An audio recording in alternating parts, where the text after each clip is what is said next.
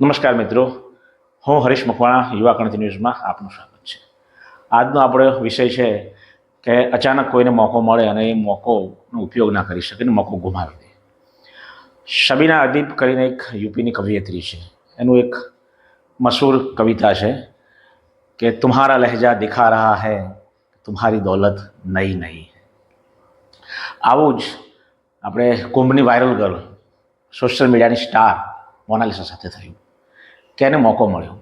જે મોકો ભારતભરના યુવાન યુવતીઓ બોમ્બેમાં જઈને શોધે છે, હીરો બનવાનું, હિરોઈન બનવાનું, પણ નથી મળતું. માંડ કોકની નસીબ જોગે મળે છે.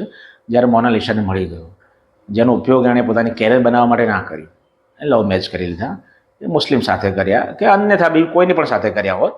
આપણો હાલ પૂરતો એ વિષય નથી કે મુસ્લિમ સાથે કર્યા છે, પણ એણે એની કેરિયર દાવ પર લગાવી દીધી. હવે કદાચ એ હીરો નહીં બની શકે, જે પણ એનું કેરિયર પતી ગયું એવું હાલના તબક્કે લાગી રહ્યું છે આપણને. આવું જ આની પહેલાં રાનુ મંડળ સાથે થયું હતું કે એને પણ એક મોકો મળ્યો હતો, હિમેશ રેશમિયાએ મોકો આપ્યો હતો એને ગાયક કલાકાર બનવાનો.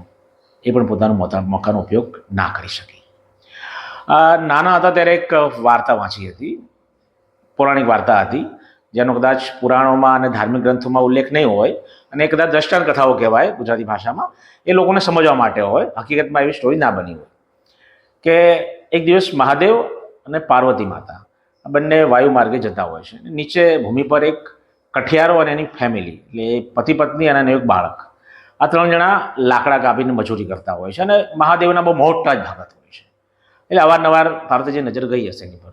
પાર્વતી મહાદેવને વઢે છે કે આ તમારો આટલો મોટો ભગત રાત દિવસ તમારા નામનો જપ કરે છે, એની આ હાલત, તમે એને કોઈ વરદાન આપીને એનું ભલું કરતા હોય તો?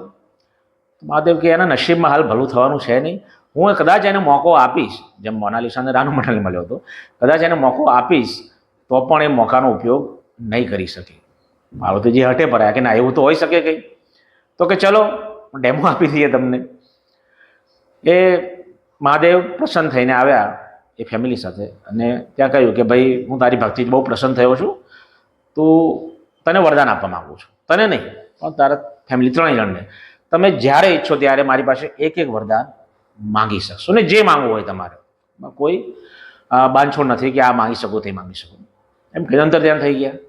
પેલું ફેમિલી ઈચ્છા ન પડી. મહાદેવ આપણને મળ્યા, આટલું શું કરીશું? તો કે આપણે આજે ઘેર જતા રહીએ, રાત્રે વિચારીને કંઈ સવારે આપણે નક્કી કરીશું. ઉઠીને આ લોકો એક વરદાન શું માંગીશું, તેમને કોઈ બીજું યાદ ના આવ્યું. એટલે પેલી કે હું પહેલાં માંગી લઉં વરદાન કે હું આ દુનિયાની સર્વશ્રેષ્ઠ સુંદરી બની દઉં, આમ મિસ વર્લ્ડ, આટલી સુંદર દેખો, મારા જેવું દુનિયામાં કોઈ સુંદર હોય જ નહીં. તરત જ એક સ્વરૂપમાન સ્ત્રી બની ગઈ. જોરદાર વરદાન તો સાચું છે.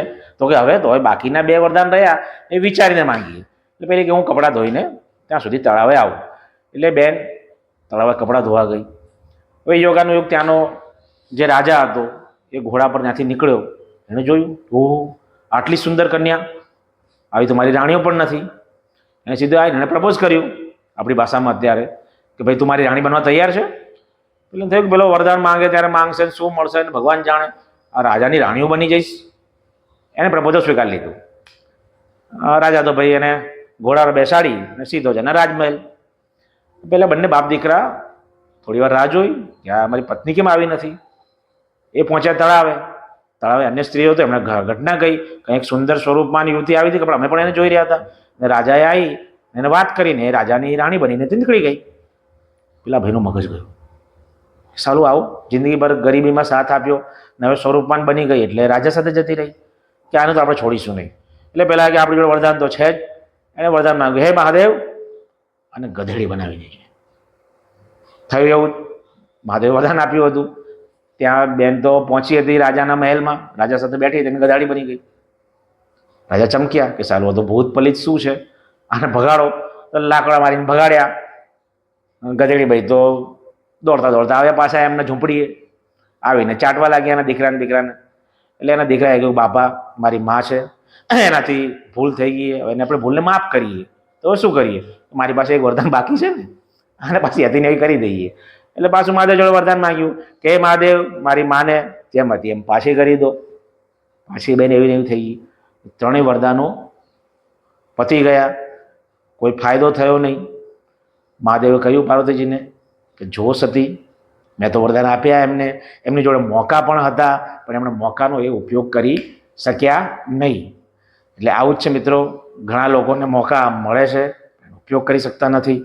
લોકોને મોકા જોઈએ છે, એમને મળતા નથી. આપણને મોકો મળે તો ગુમાવવો ના જોઈએ, એનો ઉપયોગ કરવો જોઈએ. જય ભીમ, વંદે માતરમ, ભારત માતા કી જય.